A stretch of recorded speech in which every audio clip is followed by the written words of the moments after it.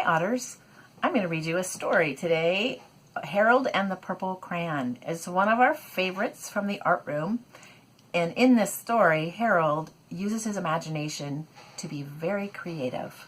Let's see what happens. Harold and the Purple Crayon by Crockett Johnson.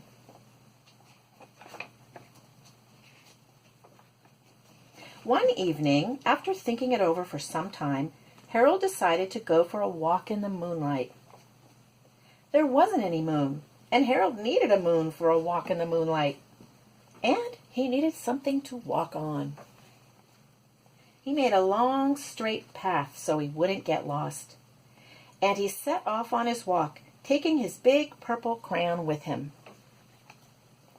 But he didn't seem to be getting anywhere on the long, straight path. So he left the path for a shortcut across a field, and the moon went with him. The shortcut led right to where Harold thought a forest ought to be. He didn't want to get lost in the woods, so he made a very small forest with just one tree in it. It turned out to be an apple tree. The apples would be very tasty, Harold thought, when they got red. So he put a frightening dragon under the tree to guard the apples. It was a terribly frightening dragon. It even frightened Harold. He backed away. His hand holding the purple crayon shook. Suddenly he realized what was happening.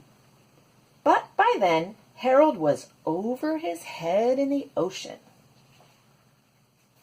He came up thinking fast, and in no time he was climbing aboard a trim little boat. He quickly set sail, and the moon sailed along with him. After he had sailed long enough, Harold made land without much trouble. He stepped ashore on the beach, wondering where he was. The sandy beach reminded Harold of picnics, and the thought of picnics made him hungry. So he laid out a nice, simple picnic lunch. There was nothing but pie, but there were all 9 kinds of pie that Harold liked best. When Harold finished his picnic, there was quite a lot left. He hated to see so much delicious pie go to waste. So Harold left a very hungry moose and a deserving porcupine to finish it up. And off he went, looking for a hill to climb, to see where he was. Harold knew that the higher up he went, the farther he could see. So he decided to make the hill into a mountain.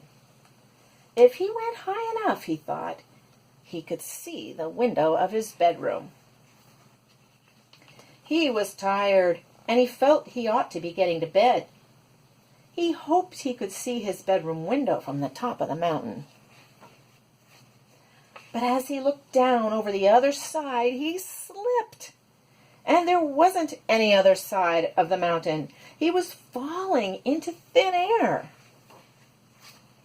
But luckily, he kept his wits and his purple crayon. He made a balloon and he grabbed onto it. And he made a basket under the balloon big enough to stand in. He had a fine view from the balloon, but he couldn't see his window. He couldn't even see a house. So he made a house with windows, and he landed the balloon on the grass in the front yard. None of the windows was his window. He tried to think where his window ought to be. He made some more windows. He made a big building full of windows. He made lots of buildings full of windows. He made a whole city full of windows. But none of the windows was his window. He couldn't think where it might be. decided to ask a police officer. The police officer pointed the way Harold was going anyway, but Harold thanked him.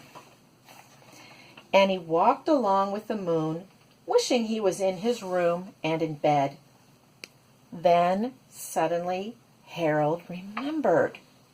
He remembered where his bedroom window was when there was a moon. It was always right around the moon. And then Harold made his bed. He got in it and he drew up the covers. The purple crayon dropped on the floor, and Harold dropped off to sleep. I hope you liked that story, Otters, and I hope your imagination helps you be creative too. Bye.